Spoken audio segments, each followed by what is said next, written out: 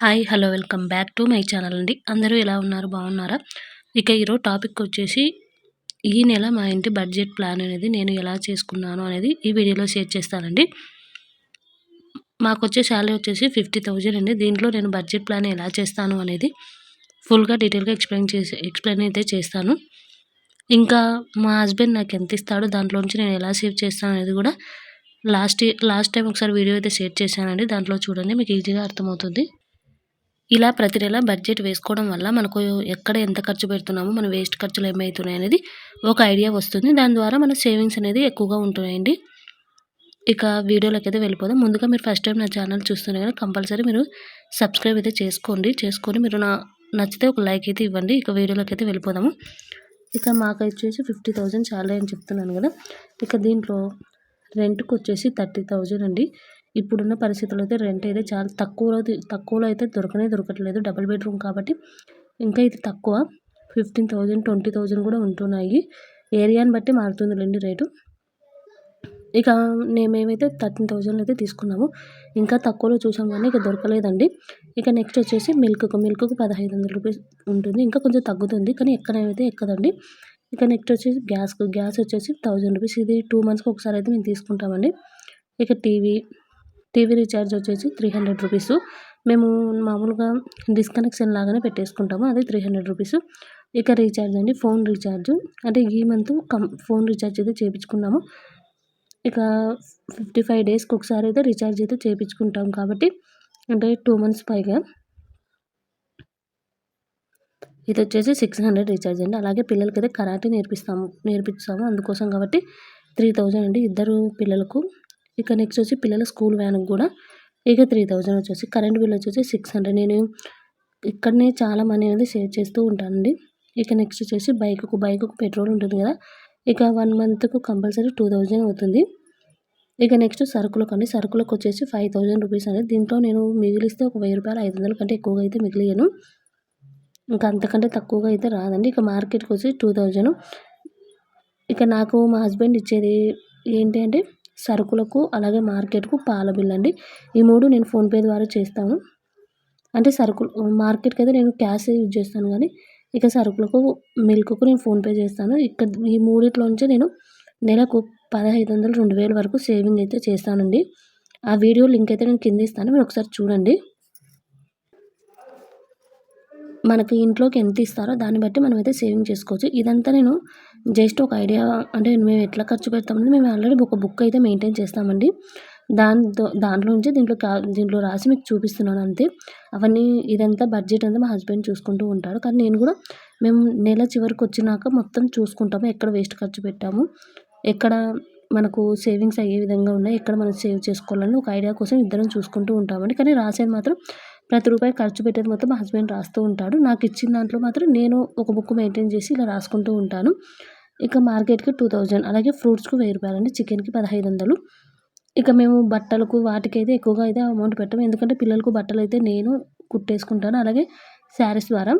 ఇక నాకు కూడా మేము ఎక్కువగా షాపింగ్ అయితే చేయమండి. ప్రతి నెల చూసిన ప్రతి ఒక్కటైతే కొనము. మాకు ఏదైనా అవసరం ఉంటే మాత్రమే కొంటాం కాబట్టి మేము ప్రతి నెల అయితే బట్టలకైతే డబ్బులు సెపరేట్‌గా పెట్టుకోమండి. ఎప్పుడైనా ఫెస్టివల్ టైమ్‌లో అప్పుడు తీసుకుంటాం అంతే. కానీ ఈ మంత్ అసలు ఫెస్టివల్స్ ఏమి లేవు కాబట్టి మేమైతే అసలు షాపింగ్ కోసం అంటే నేను అమౌంట్ అయితే వేయలేదు. ఈ ఖర్చులన్నీ వచ్చేసి 35,400 అయితే ఉన్నాయండి.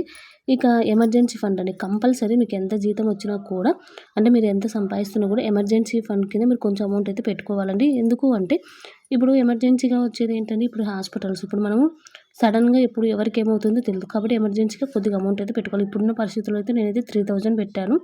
అలాగే బస్సు మీన్స్ అంటే మనం సడన్‌గా ఇప్పటికిప్పుడు ఎక్కడికైనా వెళ్ళాలి అన్నా కూడా మనకు దగ్గర అమౌంట్ ఉండాలి కదా. అందుకోసమని ఒక 2,000 అయితే పెట్టానండి. అంటే ఈ మంత్‌కు సంబంధించి అంతే. ఒకవేళ ఖర్చు కాకపోతే ఇదంతా సేవింగ్స్‌లోకి వెళ్ళిపోతుంది మనకు. ఇది 6,000 అయితే ఉందండి. ఇప్పుడు హాస్పిటల్స్‌కి ఇది మొత్తం సేవింగ్స్‌లోకి వెళ్ళిపోతుంది. నేను మళ్ళీ దీన్ని ఒక అకౌంట్‌లో సేవింగ్ అయితే చేస్తూ ఉంటా అండి. ఇది మొత్తం అయిపోయిన తర్వాత ఒక 3 మంత్స్‌కి అట్లా నేను మళ్ళీ గోల్డ్ కాయిన్స్ కొనడం, లేకపోతే గన మనకు అప్పటికి అవసరం ఏం రాకూడదని మనం అనుకుంటాం కదా. అవసరం వచ్చిందంటే దాన్ని ఏదో ఒక విధంగా యూజ్ చేస్తూ ఉంటాం. ఇది ఎమర్జెన్సీ ఫండ్ కిందండి.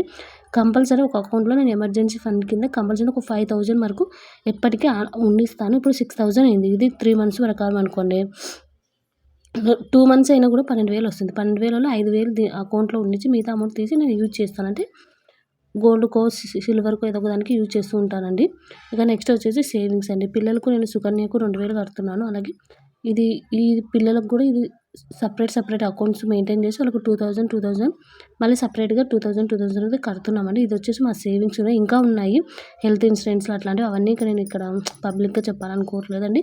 కానీ నేను మాకొచ్చే 50,000లో మేము 10,000 పైగానే మేమైతే సేవింగ్ అయితే చేస్తామండి కంపల్సరీ. 15,000 వరకు అయితే నేను సేవింగ్ చేస్తాను. మేము ఈ లెక్క ప్రకారం ప్రతి నెల చూసుకొని ఎంత అవసరం ఉందో అంతవరకే ఖర్చు పెట్టుకున్నాం. పిల్లలకు కూడా మేము ఇప్పటి నుంచే నేర్పిస్తాము. వాళ్ళు ప్రతి ఒక్కటి చూసినది ఒకటి అడుగుతారు వాళ్ళ పిల్లలు కాబట్టి. కానీ మేము ఎక్స్‌ప్లనేషన్ చేసి ఇది ఎంతవరకు అవసరం, ఇది ఎంతవరకు అవసరం లేదని కూడా చూసుకొని వాళ్ళకి నేర్పిస్తూ ఉంటామండి. ఇక్కడ కూడా సేవింగ్స్ వచ్చేసి ఇప్పుడు 6,000 ఉన్నాయి.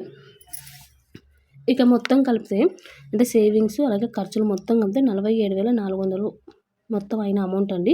అంటే 50,000లో ఇవన్నీ ఇంకా మొత్తం పెట్టేసినాం కదా! అంటే అమౌంట్ పెట్టేసినాం కాబట్టి 47,400 ఉంది. అంటే దీంట్లోంచి అంటే 50,000 నుంచి ఇంకా నాకు 2,600 ఉందండి. దీన్ని కూడా నేను వేస్ట్‌గా అయితే ఎక్కడికి పెట్టానండి. ఇక్కడ మీకు డీటెయిల్‌గా అయితే ఎక్స్‌ప్లెయిన్ చేస్తాను చూడండి. జీతం వచ్చేసి ఇంత 50,000. ఇక మాకు ఖర్చులు ఉన్నాయంటే ఇవి ఎప్పటికీ ఉంటూనే ఉంటాయండి. దీంట్లో నాకు సేవింగ్ చేయడం కొంచెం కష్టము. ఇవి వచ్చేసి 35,400 అలాగే సేవింగ్స్ అండి. సేవింగ్స్ అంటే నేను పిల్లలకు కడతాను కదా! అవి 6,000 ఇక ఎమర్జెన్సీ కింద 6,000 ఇక ఎక్స్ట్రా 2,600 ఉంది అండి.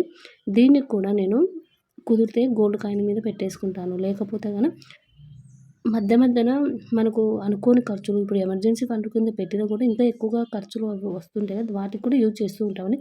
ఇది ఎమర్జెన్సీ ఫండ్‌లోకి వెళ్ళిపోతుంది. అంటే ఒక అకౌంట్‌లోకి వెళ్ళిపోతుంది అంతేనండి.